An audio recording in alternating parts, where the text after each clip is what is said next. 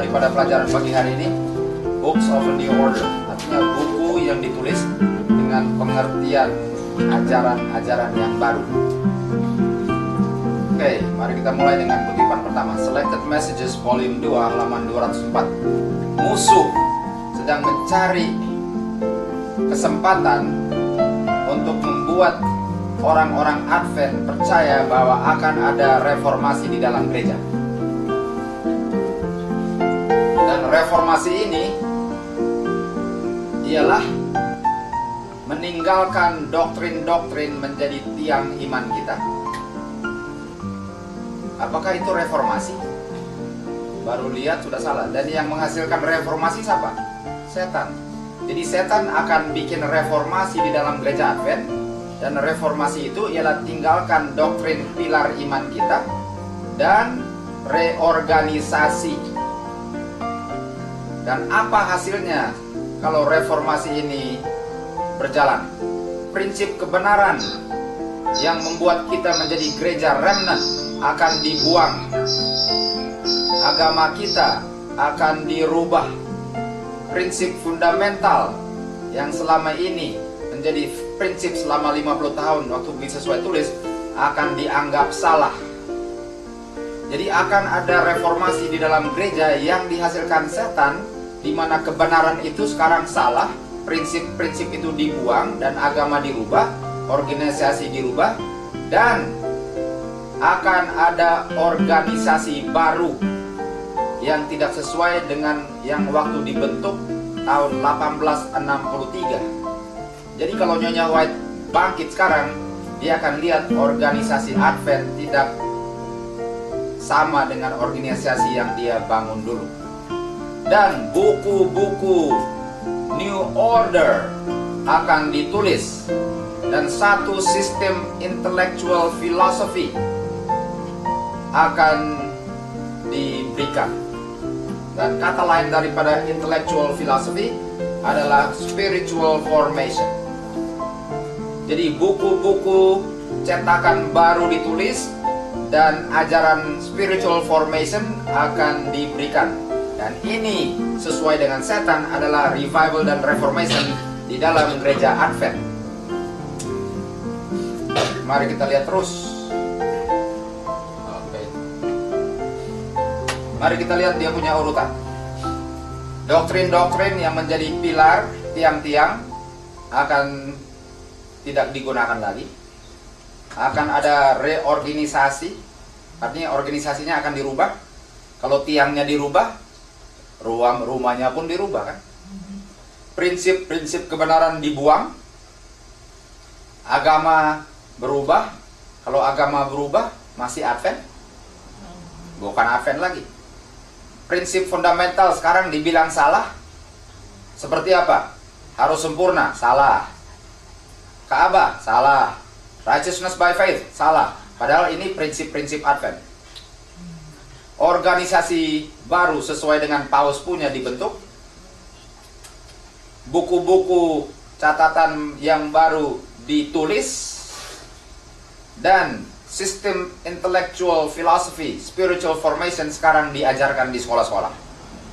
Apakah kita dalam penggenapan kutipan ini? Yes. Kita sedang hidup di tengah-tengah penggenapan tulisan Mrs. White. Dan judul kita, saya hanya mau fokus buku-buku yang ditulis. Mari kita lihat buku-buku yang ditulis ini, yang kalau dibaca diharapkan umat-umat Tuhan akan ada revival. Mari kita baca bukunya. Dan bukunya namanya Hunger, lapar, halaman 61. Nanti saya akan kasih tunjuk siapa penulisnya. Jadi buku ini namanya Hunger, halaman 61. Mari kita baca. Karena sudah mulai populer di Amerika dan di Eropa mengenai agama Eastern New Age. Karena populer, pertanyaannya ialah, apakah kita perlu meditasi seperti agama Eastern New Age karena populer? Jadi banyak orang mau meditasi dengan cara agama Eastern New Age. Yang dulu orang Kristen sangat takut dan abaikan karena takut kalau meditasi dari Eastern New Age ini akan masuk dan akan membuat ajaran palsu masuk gereja, sekarang sudah mulai dipertimbangkan. Kalau dulu takut, sekarang dipertimbangkan. Dan jawaban respons daripada penulis buku ini, apakah perlu kita meditasi dengan gaya Eastern New Age religion? Dia bilang adalah meditasi itu seperti musik. Bisa menjadi alat yang ampuh untuk baik, bisa juga digunakan untuk yang jahat. Dan bisa digunakan Tuhan, juga bisa digunakan setan. Dengan kata lain, penulis buku ini bilang, meditasi nggak ada salahnya. Yang penting penggunaannya yang benar. Oke, sejauh ini kayaknya benar ya. Dan dia bilang, mari kita lihat perbedaan meditasi Kristen dengan meditasi Eastern New Age. Perbedaannya ialah konsep Tuhan yang disembahnya yang berbeda. Tapi cara meditasinya bisa gunakan yang sama. Jadi karena Tuhannya berbeda, meditasinya berbeda, tapi dia bilang meditasinya nggak apa-apa, karena kita sembah Tuhan walaupun gaya orang Eastern New Age, yang penting siapa yang disembahnya. Jadi dari buku Hunger 61, penulis buku ini bilang seakan-akan meditasi nggak apa-apa, yang penting digunakan untuk menyembah Tuhan, bukan berhala. Dan sering kita lihat persamaannya Eastern dengan Western meditation, yaitu persamaan, yaitu apa yang bisa menjadi benefit bagi orang-orang Western ialah posturnya atau posisi orang itu waktu dia berdoa, dan sikap atau actionnya, gerak-geriknya bisa menjadi benefit atau bisa kita tiru. Jadi posturnya Eastern itu gimana? Apa ini namanya? Bersila. Bersila. Jadi gaya duduknya seperti mereka, gaya berdoa seperti mereka, tapi doanya kepada Tuhan sekarang. Apakah saudara-saudara sangat semangat mau bikin ini? Kan? Yang penting siapa yang disembah, kan? Oke, ini halaman 61. Mari kita lihat ke halaman 52, buku yang sama. Ingat, judul daripada pelajaran kita adalah Books of New Order. Dan ini bukunya ditulis dan anjurkan kita berdoa seperti orang-orang di sebelah timur, yaitu Eastern New Age religion. Baru dengar udah mengerikan ya. Cara yang lain yang kita bisa gunakan ialah menggunakan napas. Napas diri sendiri. Jadi metode berdoa menggunakan napas. Dan ini namanya berdoa pakai napas. Kenapa? Karena ini adalah tradisi yang digunakan banyak agama. Jadi apakah Kristen perlu turut? Ini dia. Jadi si penulis buku bilang, karena orang lain bikin, kita bisa bikin juga. Sekarang pertanyaannya, apakah kita mau tiru-tiru orang atau orang dunia harus tiru kita? Apakah orang dunia yang tiru orang Kristen atau orang Kristen yang tiru orang dunia? Jawabannya, orang dunia harus tiru orang Kristen. Tapi penulis buku ini bilang, orang Kristen perlu meniru orang dunia. Dia bilang, iya kita perlu. Yang penting isinya dan konteksnya Kristen. Jadi isinya Kristen, tapi caranya cara New Age. Dan dia bilang, begitulah dia punya cara berdoa. Dan waktu dia berdoa, seakan-akan Roh Suci mengisi jiwanya. Dengan menarik napas dalam-dalam, masuk Roh Suci katanya.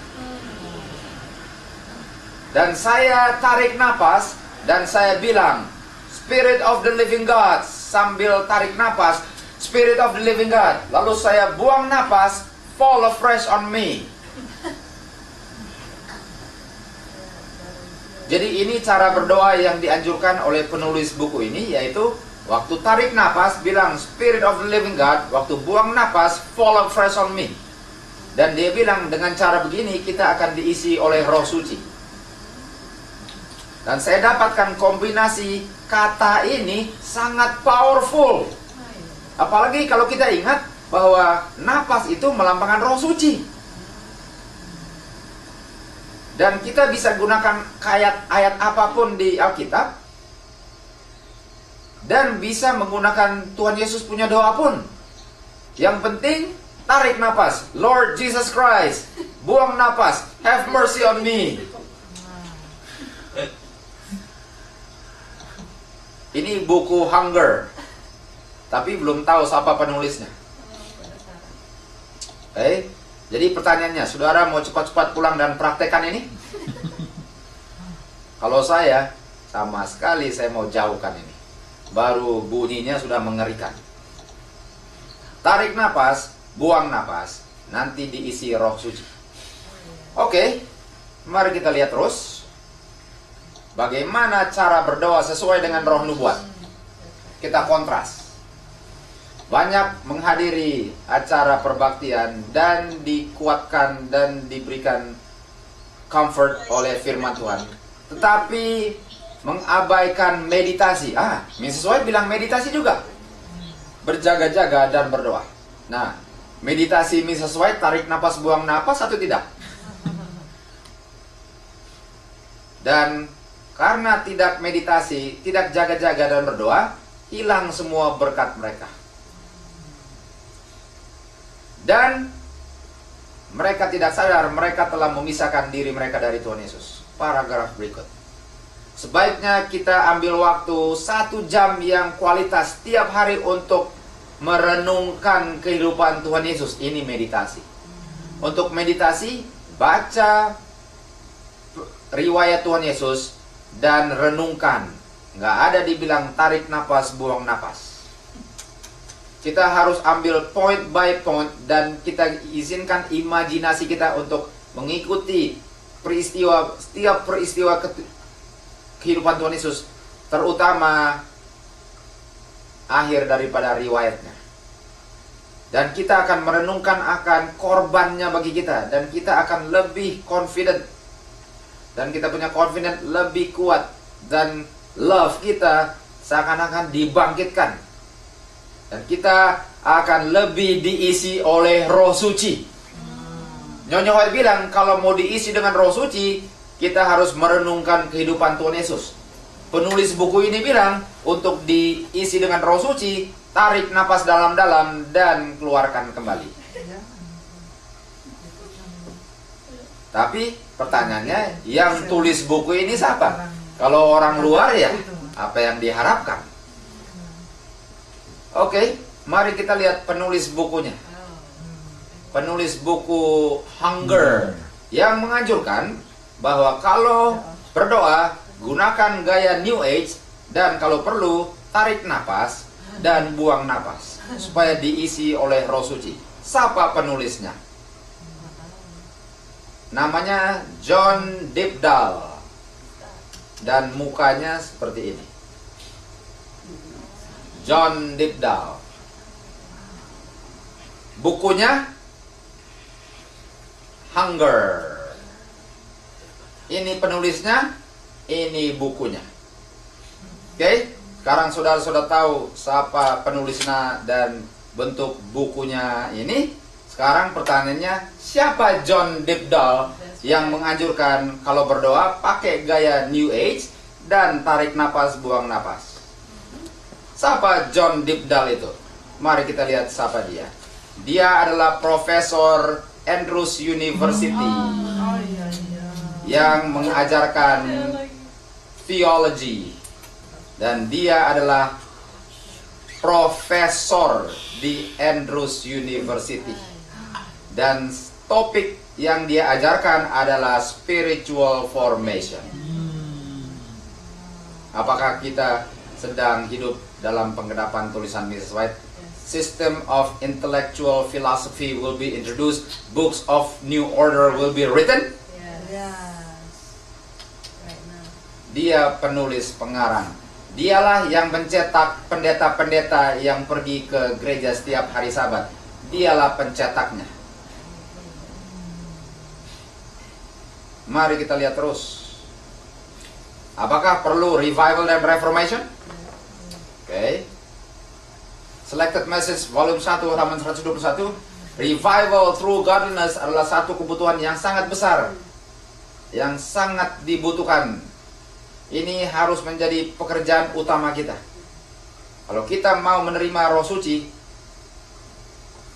bukan karena Tuhan tidak mau memberikannya, tetapi karena kita tidak siap untuk menerimanya. Bapa kami siap untuk memberi Roh Suci kepada siapa yang bertanya atau menginginkannya.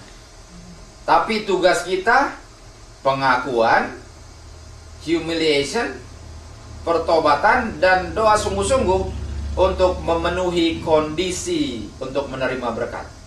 Dan setelah kita memenuhi persyaratan, semua ini adalah jawaban doa. Jadi apa yang dibutuhkan umat Tuhan di akhir zaman? Revival. Apa hubungan dengan buku ini? Mari kita terus. Apa hubungan buku dengan revival? Manuscript Release volume 4 halaman 287. Mari kita ambil waktu untuk lebih banyak waktu untuk belajar Alkitab, karena kita tidak mengerti Alkitab sebagaimana seharusnya. Buku Wahyu harus dibuka dan perintahnya untuk mengerti instruksi di dalam buku Wahyu. Diberkatilah yang baca, mendengar, dan mentaati yang ditulis di dalam buku Wahyu. Di saat umat Tuhan mengerti buku Wahyu, akan terjadi revival. Jadi umat Tuhan perlu revival akhir zaman? Perlu. Dan perlu baca buku apa?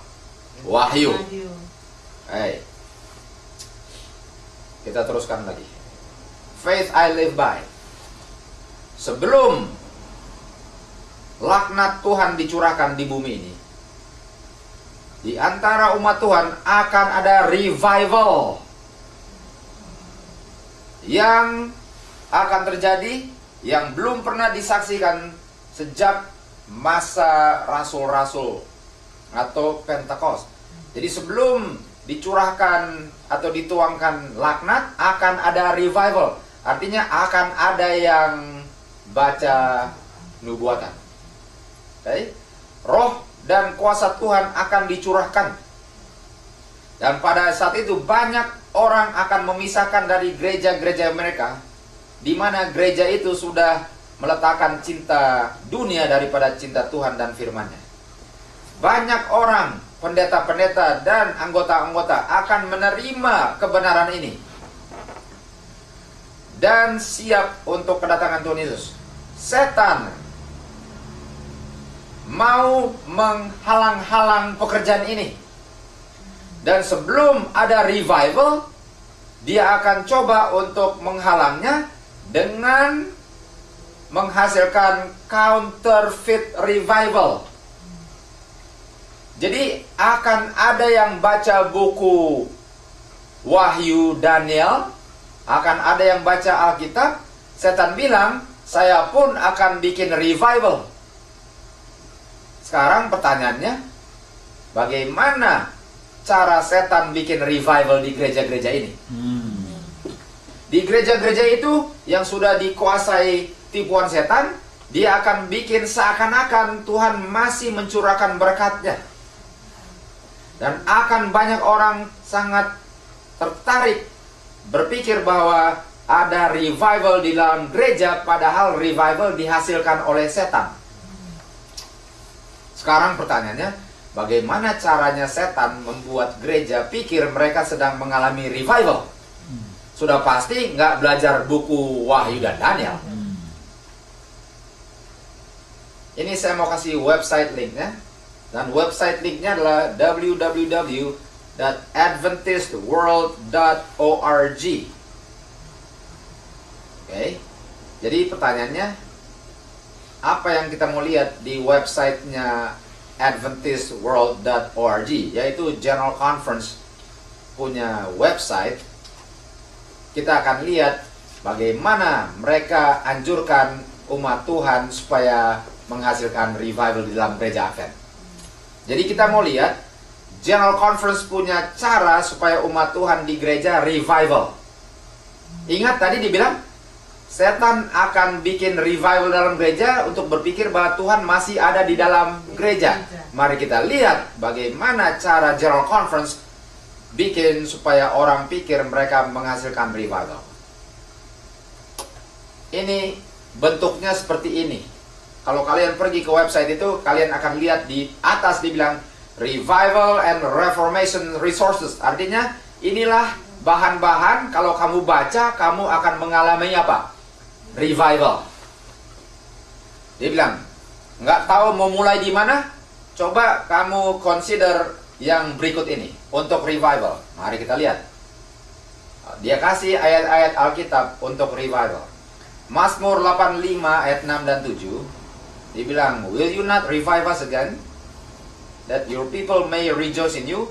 Show us your mercy, Lord, and grant us your salvation. Oke. Ini bicara tentang Tuhan akan revive kita lagi. Ini ayat-ayatnya. Yesaya 57, 14, 15. Heap it up, prepare the way. Saya akan revive orang-orang yang rendah hati. Saya akan revive orang yang remuk hatinya. Oke, bagus. 2 ayat. Ayat ketiga, Roma 12, 1-2. Renewing of your mind. Kita punya pikiran harus diperbaharui. Oke, bagus. Apalagi? Ini ayat-ayat anjuran supaya yang baca bisa mengalami apa? Revival. Sesuai dengan General Conference. Ayat keempat, 1 Timotius 4:12. In love, in spirit, in faith, in purity. Oke. Ini bagus, tapi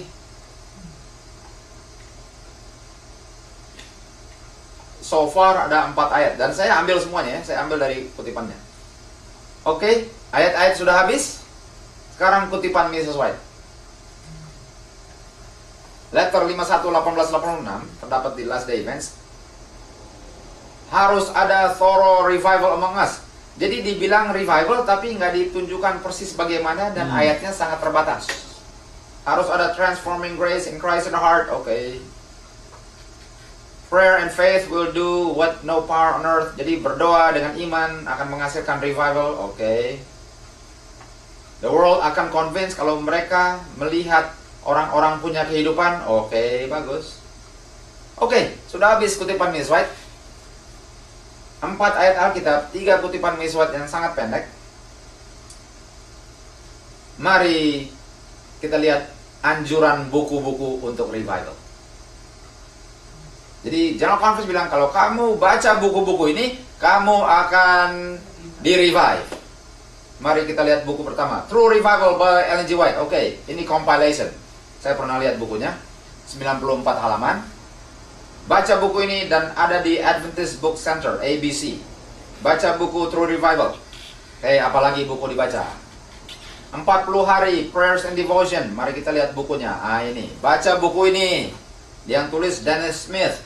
Kalau kamu baca buku ini, kamu akan revive. Oke, so far nggak ada salahnya kan? Walaupun sangat terbatas. Apalagi yang kita harus baca? Coming Together by the Center Creative Ministry. Oke. Baca buku ini supaya mengalami apa? Revival. Mari kita lihat buku berikutnya yang dianjurkan General Conference supaya umat Tuhan mengalami apa? Revival. Buku berikutnya apa? Hunger. Yang tulis apa? John Dibdal. Dan bukunya ditaruh di situ. Ini bukunya. Jadi General Conference bilang, kalau umat Tuhan mau revive, make sure baca buku Hunger.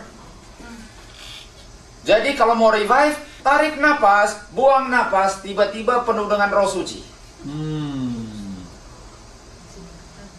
Books of New Order. Ini penggenapan Roh Nubuat. Sesuai dengan General Conference, baca buku Hunger supaya mengalami revival and reformation. Wow. Sedang digenapi saudara-saudara.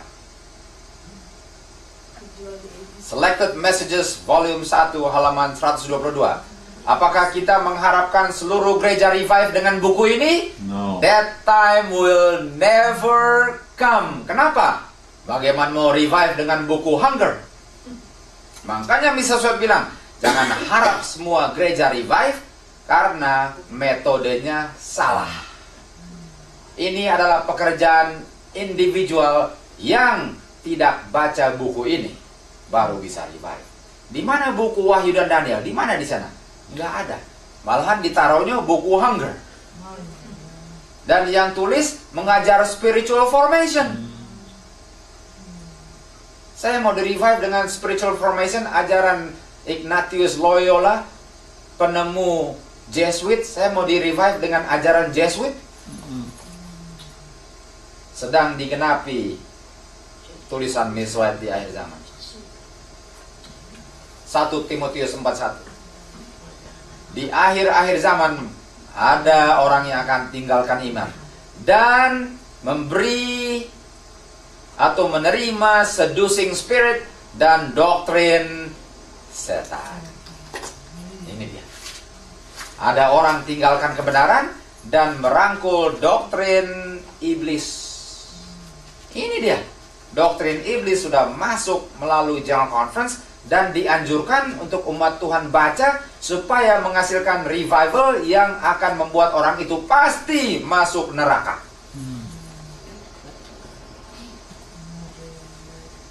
Amsal 19:27. Cease my son, berhenti dengar-dengar instruksi orang yang ajarkan yang salah. Berhenti dengar-dengar instruksi profesor-profesor teologi yang membuat kita semua hilang. Berhenti untuk mendengar ajaran-ajaran salah mereka. Amsal 19:27. Karena pemimpin-pemimpin yang membuat mereka semua salah. Ini dia. Dia bilang berhenti untuk dengar-dengar siapa? Dengar-dengar pemimpin yang membuat umat-umatnya semua masuk jurang. Mereka bilang untuk revive gimana? Baca buku, kalau baca masuk surga atau masuk jurang? Masuk jurang. Mari kita lihat.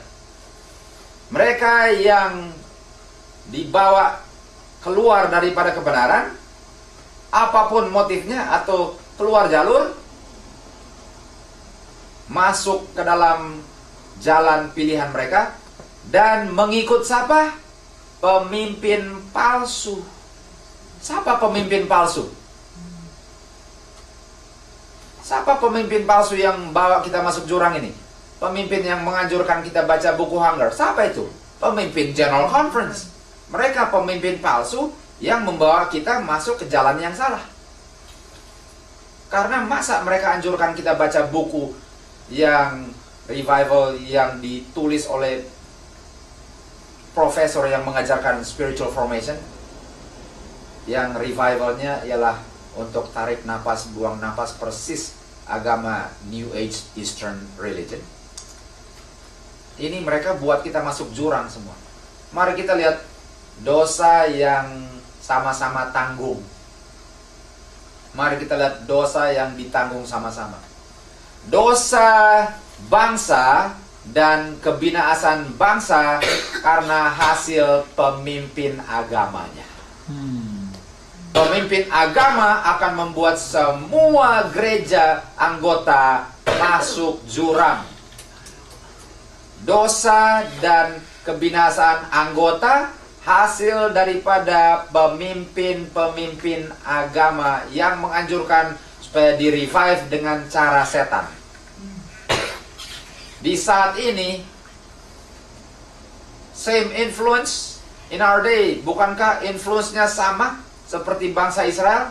Bukankah penjaga kebun anggur sedang mengikuti langkah orang-orang Yahudi?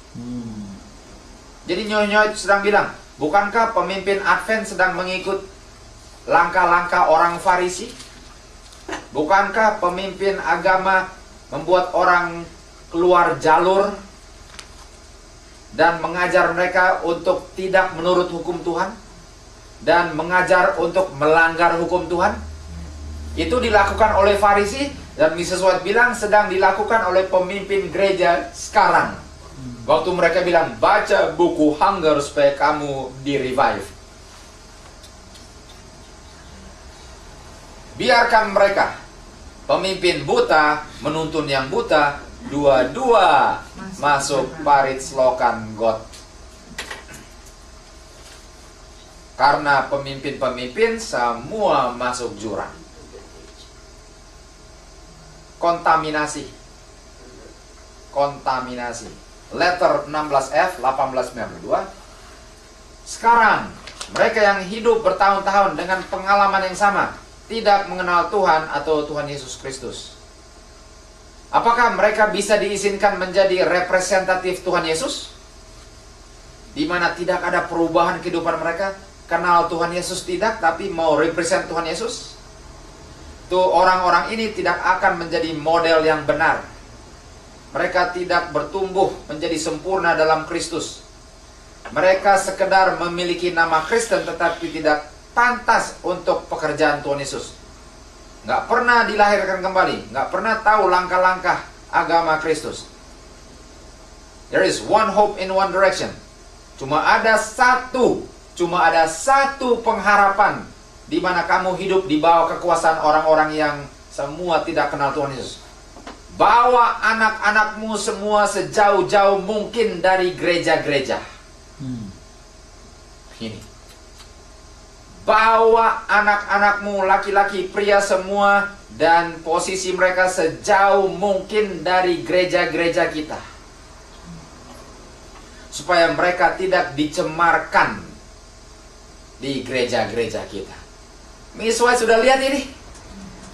Take your young men and women and place them where they will come as little as possible in contact with our churches. Supaya low grade piety yang sekarang sedang beredar tidak mencemarkan orang-orang yang benar-benar mau jadi orang Kristen. Letter 330 1908 halaman 5 dan 7. Kita diperintahkan Tuhan untuk berpisah dan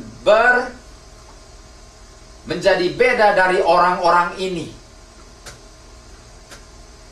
Jadi kita harus pisah dan berbeda dari orang-orang ini. Yang ajarkan revival, yang harus ikut caranya New Age. Suara General Conference adalah suara yang tidak reliable. The voice of General Conference, tidak ada suara Tuhan yang reliable di badan General Conference lagi. Suara General Conference bukan suara Tuhan yang bisa dipercaya lagi.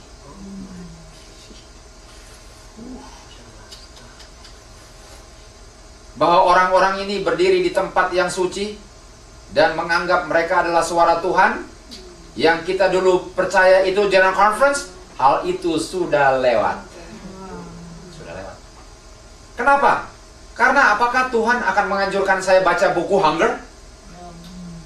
Dia bilang, anak-anakku yang perlu di-revive, baca buku Hunger yang ditulis oleh dokter yang mengajar spiritual formation supaya kamu masuk surga. Apakah Tuhan akan anjurkan saya baca buku itu? Dia bilang, suara General Conference bukan suara Tuhan. Kalau bukan suara Tuhan, suara siapa?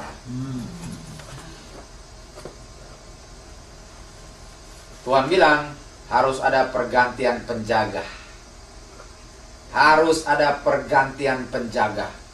Orang-orang ini yang mau kasih revive malahan bikin mati orang. Artinya harus ada pergantian penjaga. Matius 21:43. Kerajaan akan dirampas daripadamu dan diberikan kepada mereka yang menghasilkan buah-buah roh. Mereka punya buah roh. Kalau anjurkan kita baca buku itu, akan dirampas, diberikan kepada orang yang menghasilkan buah-buah roh.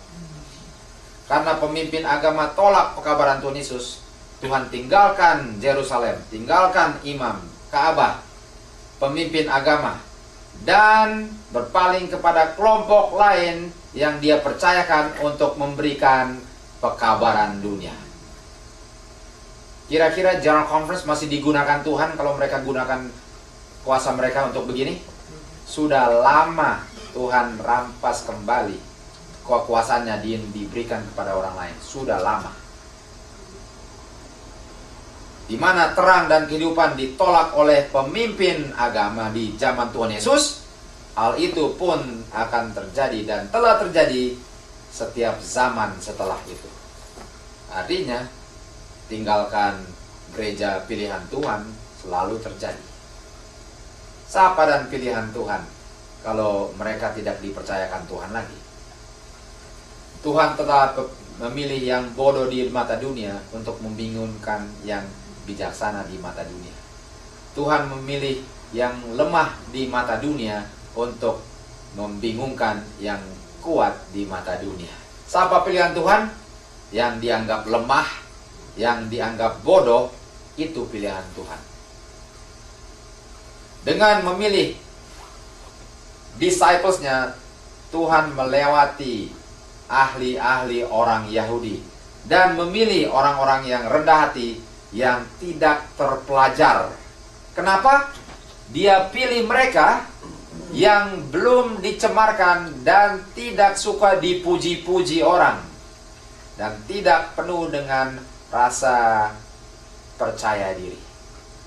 Siapa yang Tuhan akan gunakan? Yang 100% bergantung kepada Tuhan. Kalau Tuhan bilang baca roh nubuat, baca roh nubuat. Dia bilang baca Alkitab, Alkitab. Jangan bawa-bawa buku hunger lalu anjurkan itu untuk revive umat Tuhan. Itu bukan anjuran Tuhan. Siapa Tuhan punya pekabar di akhir zaman? Dengan mempersiapkan kedatangan Tuhan Yesus pertama, Yohanes melambangkan umat-umat Tuhan yang akan mengabarkan kedatangannya yang kedua kali. Artinya Yohanes Pembaptis melambangkan orang-orang yang akan digunakan Tuhan di akhir zaman. Mari kita lihat bagaimana dia dipilih Tuhan. Yohanes Pembaptis trainingnya tidak melalui sekolah-sekolah rabi, karena sekolah-sekolah itu membuat dia tidak pantas untuk melakukan tugasnya. Artinya di akhir zaman, Yohanes Pembaptis modern tidak akan ditrain di Andrews University atau La Sierra atau Oakwood College, karena untuk ke sekolah-sekolah itu dia nggak bisa digunakan Tuhan.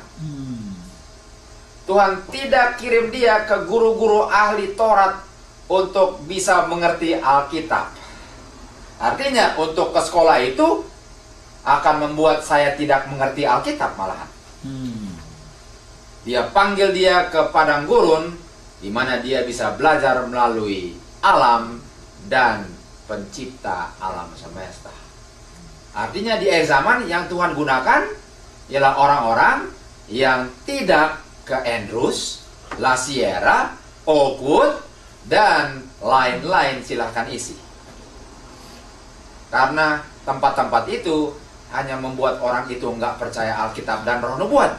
Karena bacanya buku-buku seperti Hunger, diajar oleh orang seperti John Dibdal yang ajar spiritual formation. Keluar-keluar situ bingung masih percaya Tuhan atau enggak. Review on Herald, March 25, 1902. Hati-hati, karena kamu bisa baca firman Tuhan dengan terang yang salah, ajaran yang salah. Dengan cara inilah orang Yahudi membuat kesalahan yang fatal. Mereka menyatakan bahwa semua pengertian Alkitab harus setuju dengan ahli-ahli Taurat. Padahal ahli Taurat sudah dikuasai setan semua. Jadi kalau kita punya pengertian Alkitab tidak sesuai dengan ahli Taurat, salah. Kalau sesuai, benar. Padahal yang kuasai ahli Taurat siapa? Kenapa Tuhan Yesus ditolak? Karena mereka bergantung kepada ahli Taurat yang sudah dikuasai oleh setan. Dan mereka menambah firman Tuhan dengan tradisi-tradisi. dan membuat firman Tuhan tidak ada artinya lagi melalui tradisi mereka. Dan ini saudara-saudara sedang terjadi sekarang. Orang sangat bergantung kepada orang-orang yang bertitel, padahal mereka ada keluaran sekolah-sekolah yang diajarkan spiritual formation. Lalu mereka mau anjurkan saudara bagaimana untuk revive, tarik napas, buang napas. Tuhan Yesus adalah contoh kita. Christ our example. Tuhan Yesus telah meninggalkan contoh di mana kita perlu mengikuti jejaknya. Mari kita lihat jejak yang perlu kita contohi. Kristus adalah contoh dalam segala hal. Okay? Mari kita lihat contoh yang perlu dituruti. Tuhan Yesus tidak menerima instruksi di sekolah gereja.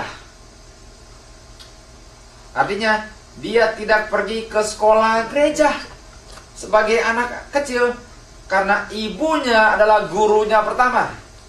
Waktu dia bertumbuh, dia tidak mencari sekolah rabi. Jadi Tuhan Yesus nggak pernah injak kakinya di sekolah gereja.